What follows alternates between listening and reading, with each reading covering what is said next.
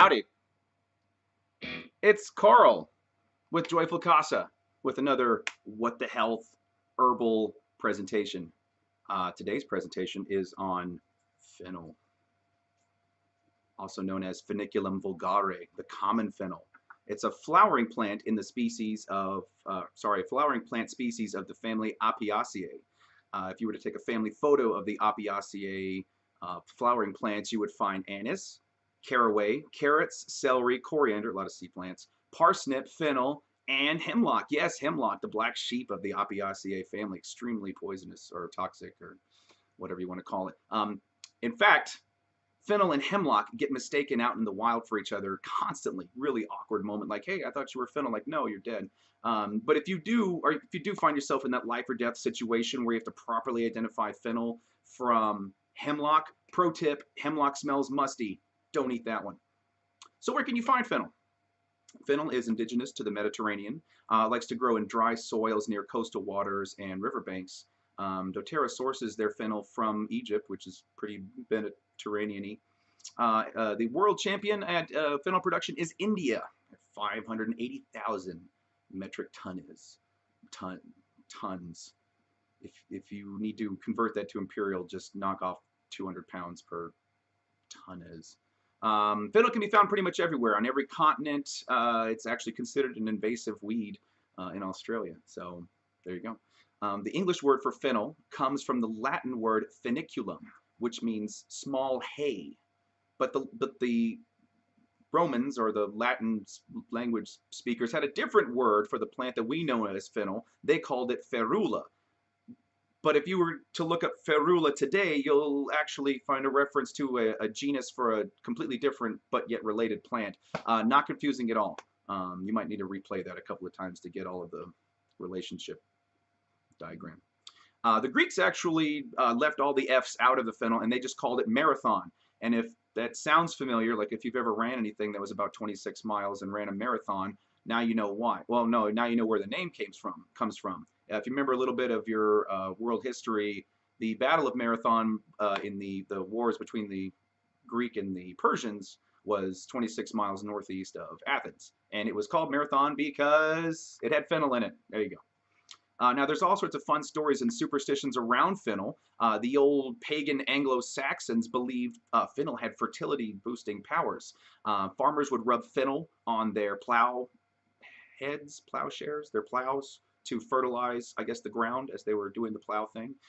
If you were going to have a wedding in the old pagan Anglo-Saxon days, you would throw fennel seeds and not rice, because you wanted the bride and groom to have lots of kids and also to smell like licorice.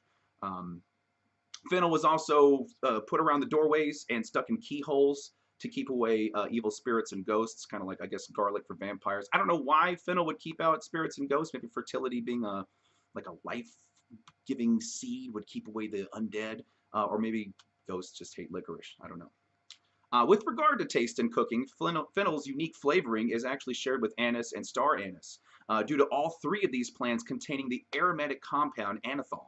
Anethol is 13 times sweeter than sugar, so, you know, trivia on Jeopardy. Another fun aromatic compound you can find in fennel is called estragol. This is also found in pine tar, aka turpentine. If you've ever, had some fennel and thought, man, this sure reminds me of turpentine, now you know why. You can pretty much eat any part of the fennel plant. The flowers of the fennel plant are extremely potent. The leaves can be used in all sorts of cooking. Young leaves of young fennel plants have a very delicate flavoring if you don't want that anise, fennel flavor right up in your face.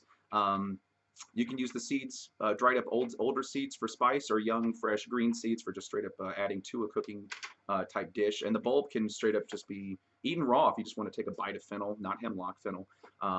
Many countries and cultures around the world use fennel in their food preparation. In Syria, Lebanon, and Egypt, for example, you can have a breakfast dish called an egga. And it sounds like egg because it has eggs in it. It's like a frittata. It has eggs cooked in a pancake with other vegetables and sometimes meat, and is usually spiced with some of the exotic flavorings of the region, such as fennel or cardamom. A different cultivated variant of fennel that you can find in Europe is called Florence fennel. It's less sweet than the day-to-day fennel. I'm sorry, it's more sweet than the day-to-day fennel, but it has less of the anise type flavoring, that licorice flavoring. The traditional dishes would include, usually with the bulb of the Florence fennel, like roasting or braising it. There's several alcohols that feature fennel in their herb mixes. There's a Scandinavian, wow, that's a fun word, Scandinavian liquor called aquavit that's made from grain and potatoes, which don't taste like much on their own, but when you, boom, add that herb package, well, it's got fennel in it. It's got a fennel-y flavor. Fennel is one of the three key herbs in absinthe, the other two being green anise and grand wormwood. We sure like to eat a lot of poisonous plants as humans. We'd be here for hours if I was going to talk about all the different, foods and alcohols that contain fennel. It's very prolific. You can find it everywhere, and they use it in a lot of cooking. So what does doTERRA say about fennel? Well, fennel may help support the health of the lungs and respiratory tract and can be added to water or tea to help fight sweet tooth cravings. Fennel is also known for its ability to promote healthy metabolism, liver function, and circulation. So, hope you enjoyed your fennel video. I've been Karl and still am, signing off. Bye.